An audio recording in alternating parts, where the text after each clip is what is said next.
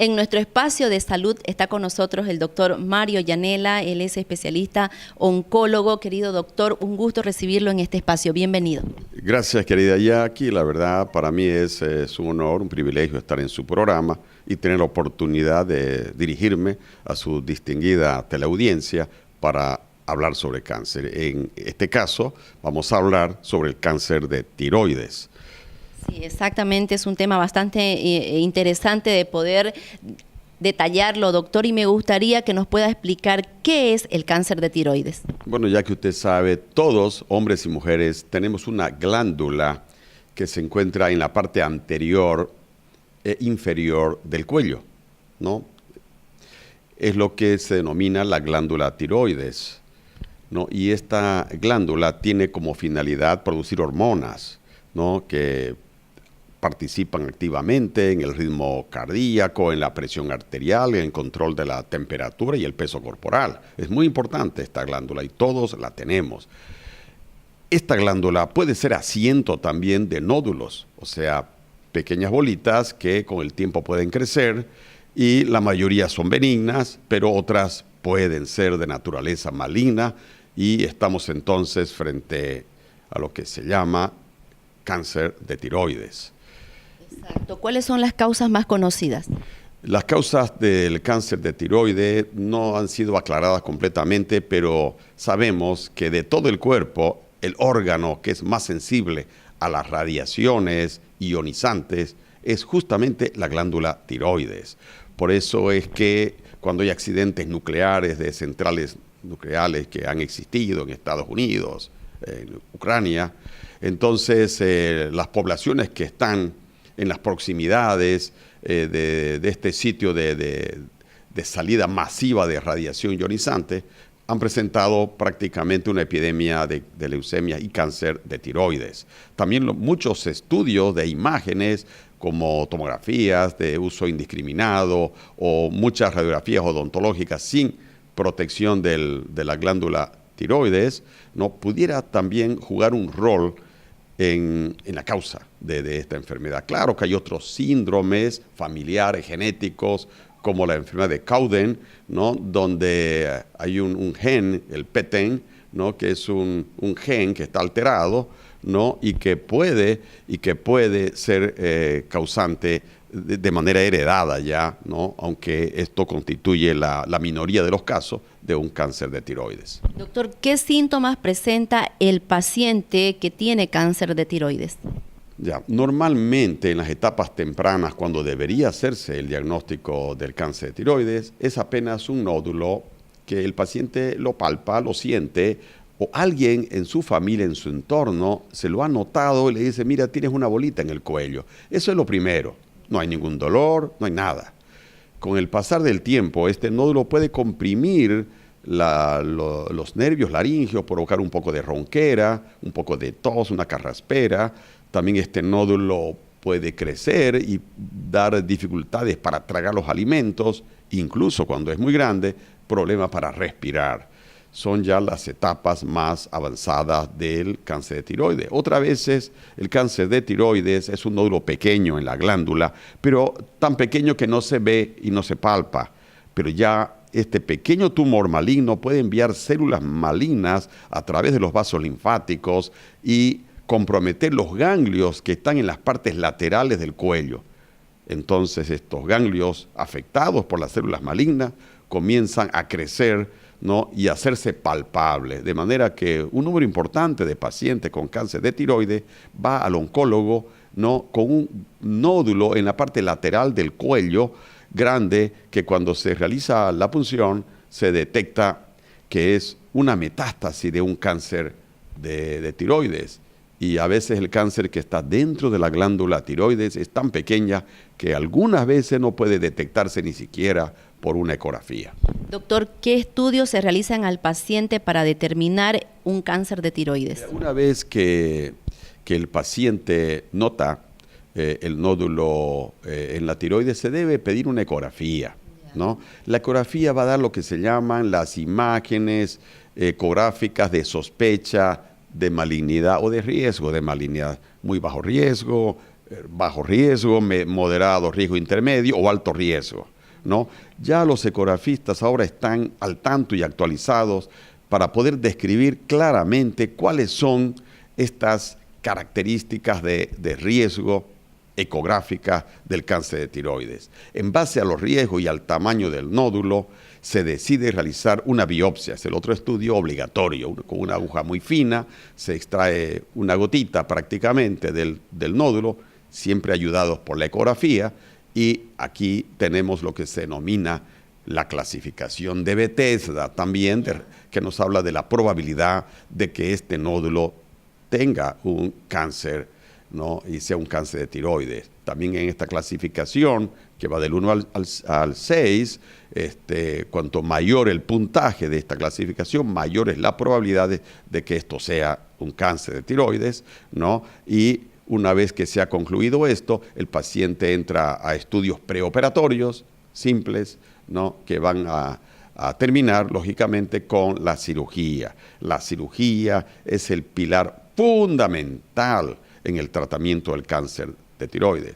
Hasta no hace algunos años era obligatorio el yodo radioactivo. Así como era obligatorio antes hacer la famosa gammagrafía de tiroides ante cualquier nódulo para ver si era un nódulo frío, un nódulo tibio, un nódulo caliente, que eso ya no va más y solo sirve para cuando el paciente presenta sospechas de hipertiroidismo. Claro, en esa situación está indicada la gammagrafía de la tiroides como parte de la evaluación, pero si no, no es la biopsia, la punción, la que va a dar la pauta, ¿no?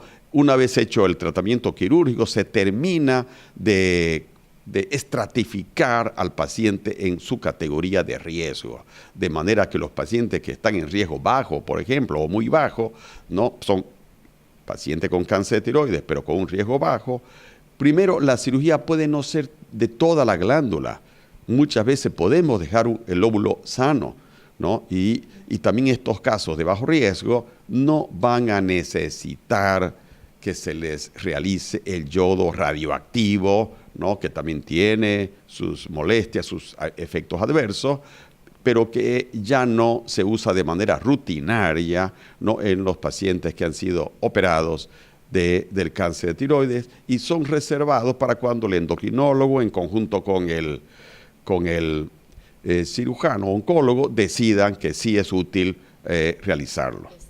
Entonces, doctor, el tratamiento va a depender del estadio de la enfermedad. Exactamente, y sobre todo de la estratificación del riesgo, ¿no? Es también importante saber que las personas que son menores de 50 años, tienen menos probabilidades de presentarse en una etapa de un estadio más avanzado, ¿no? Son estadios localizados generalmente de mejor pronóstico, ¿no? Y obviamente sigue el estadiamiento siendo importante, pero más importante que eso todavía está la estratificación de riesgo que culmina cuando el patólogo le informa al cirujano oncólogo las características, porque los patólogos ya saben ahora indicar cuáles son las características que pueden aumentar el riesgo y hacer que este paciente vaya a requerir de repente completar la tiroidectomía, sacar el lóbulo sano